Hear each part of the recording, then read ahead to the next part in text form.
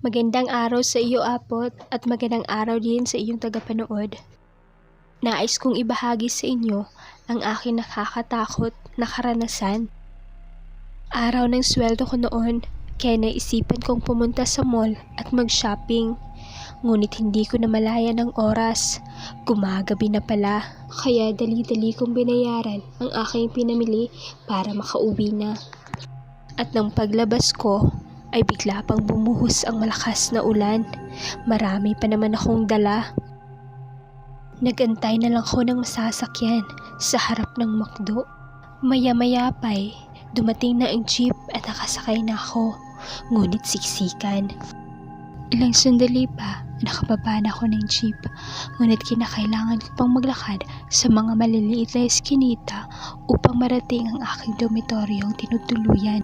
Mabuti na lang at may waiting shed doon na pwedeng masisilungan. Panay na ang dasal ko na sana tumigil ng ulan o kaya ay may dumaan akong kakikilala na may dalang payong. Makikusukob sana ako. Humina na ang malakas na ulan pero hindi pa rin ako makasukod. Nagulantang ako sa gulat nang biglang may nagsalita sa aking likuran. "Ining, gusto mong sumukob sa akin?" Wika ng isang matanda na may dalang malaking payong. Hindi agad ako nakasagot dahil sa gulat.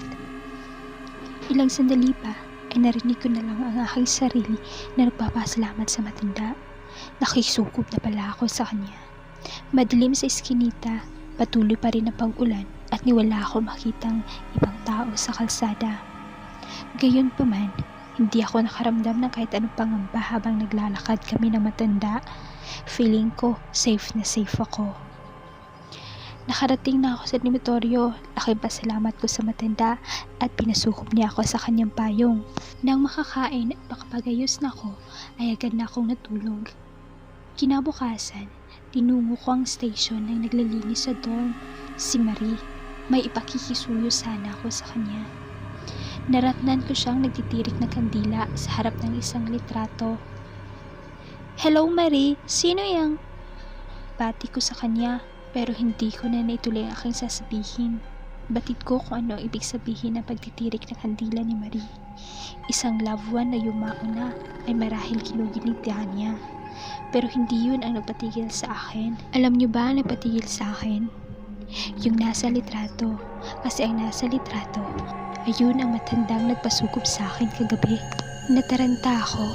Ibig sabihin nun ay patay na pala ang matanda. Ikwinento ni Marie ang nangyari sa matanda at ikwinento ko rin sa kanya kung ano ang nangyari kagabi. Hindi pa rin ako makapaniwala sa naranasan ko kagabi. Isang kaluluwa na pala ng matandang lalaki ang nagpakita sa akin. Ang matandang lalaki matagal na palang nangangalaga at marahil hanggang ngayon ay kasama pa namin at nagbibigay proteksyon sa amin sa dormitoryo.